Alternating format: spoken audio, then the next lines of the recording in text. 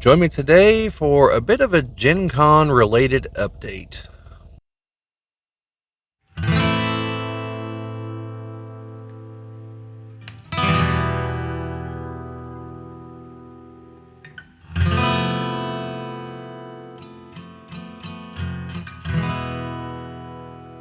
This is the Geek Cabal channel. My name is Bobby, and today we're going to be talking a little bit about an article in the Indianapolis Star that is somewhat related to GenCon. Now, the article itself is behind a paywall that I'm not going to pay. However, the important details seem to be in the Fans of GenCon Facebook group. This is an article apparently detailing the new hotel being built at the Pan Am Plaza. Now, this is early September 2024 as I record this, so this might just be a reference in future videos to look back at this one. So, there's a detail that I apparently misunderstood or overlooked or possibly mentioned early on but forgot later on that I thought was somewhat relevant here. And it appears that it's better to think about this not as a connected hotel that will have more space, and more like an expansion of the convention center that happens to have a hotel on top of it. Apparently, it's going to be adding over 100,000 more square feet to the convention center.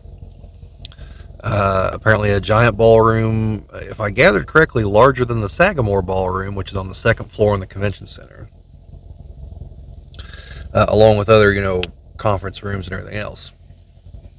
Plus, it'll be connected, and it's an 800 some odd room hotel. So what does this matter?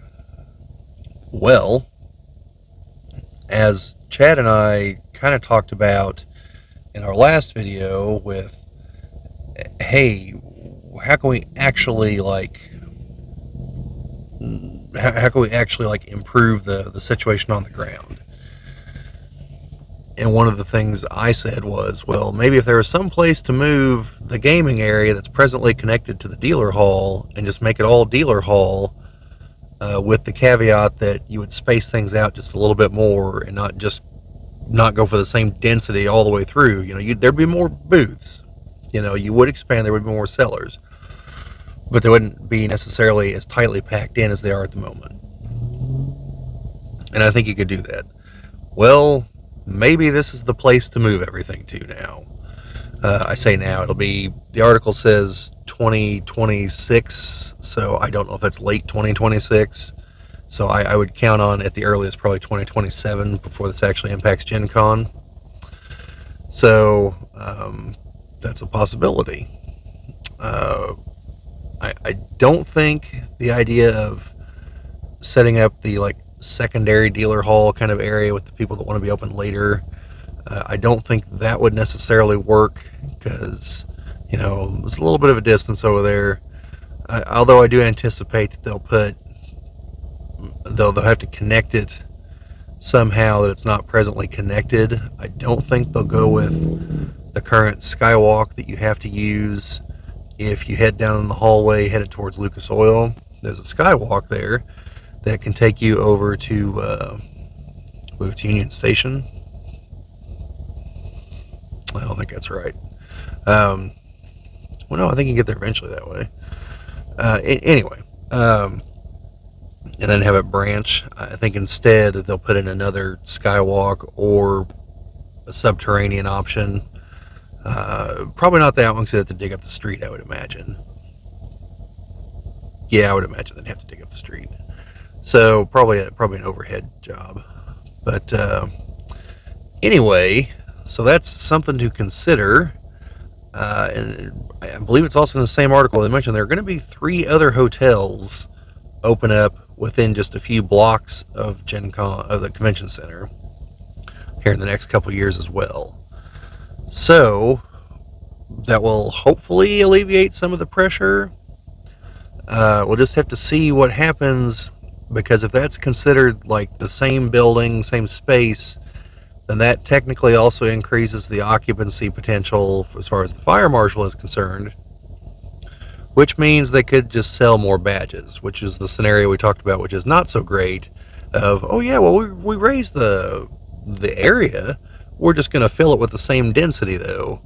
You know, that would be not so great. If that actually does create more room, and a substantial amount of room, substantial amount of rooms for people to rent during the convention and everything, then a very moderate increase of a few thousand people, I can understand it. That'll probably eat up all the rooms instantly. I just unfortunately I don't see any way, since they're actually talking about expanding the building, of them not wanting to actually increase attendance, as the cap as well. Although, it did take right up until almost the show was here for them to sell out. So, I mean, increasing the cap, we might not actually hit that number for a couple of years. Because I don't think at the moment it's a matter of people sitting around like, oh man, if only I could go, if only the badges weren't sold out. I don't think that's the limiting factor. And unless they bring in something else that's just like dynamite that for some reason GenCon doesn't have right now, that they're like, man, if only we had a giant ballroom to put this thing in, that would bring in 5,000 more people or something. I just don't think the attendance is going to skyrocket instantly to hit it. I think it'll take a few years to coast up to that new number. That's assuming we don't suffer a massive economic collapse in the very near future, which could put a lot of these plans on hold. Now, some of the comments did note that the company, group, organization, I don't know what their structure or affiliation is, that handles the convention center, said it typically takes them quite a while to organize everything for an actual upgrade to the convention center itself. And we're kind of coming up on that theoretical, they've had the time, so maybe it's about to happen. And if that's the case, the convention center itself might be getting enlarged at some point in the near future. Now, just looking around the area there, I think the only way to go is up. And so, I don't know which parts of the building can handle that, because I'm not a structural engineer or anything. So I don't know, with that giant convention hall, given how far apart the supports and everything have to be for the ceiling, I don't know if it's safe to build another floor on top of that and have that be the floor. Structurally, I don't know if that's a sound decision or not. So if it's not, then it would have to be more towards the area where the Sagamore Ballroom and all that is, where there's already a second floor, and presumably you would still need to reinforce the first floor, I would think, unless it was built with that possibility in mind and built to withstand the weight of another floor on it. So you got that option. You would have the option of possibly, and again, I'm not a structural engineer, so maybe I'm just completely off base here, but perhaps the smaller area of the main hall where the gaming is, you might be able to add a couple columns in there if you need them, because there's already kind of a few there's one big thing like that in the middle there. But maybe that would be a small enough surface area above that you could get by with reinforcing that floor with columns and then build on top of that. Or there's some other areas where there's, like I said, there's already a second floor, so maybe a third floor could work. And it wouldn't be a giant hall like that in all likelihood. It'd probably be more like basically more copies of the Sagamore Ballroom, or maybe a slightly larger ballroom, something like that. It would just depend on what their theoretical future use would be. Because like right now, like GenCon takes up the whole building and then some. Whereas other conventions are small enough that they can actually have more than one thing going on at a time, as long as they don't both need the same rooms. So like Comic Con sets up in the main hall, but I think it's small enough that it either is or could be sectioned off to have another event on the other side of the hall, or to have other events just like in the Sagamore Ballroom and elsewhere. So it just depends on what they see their future potential use is and where they could actually expand and things like that.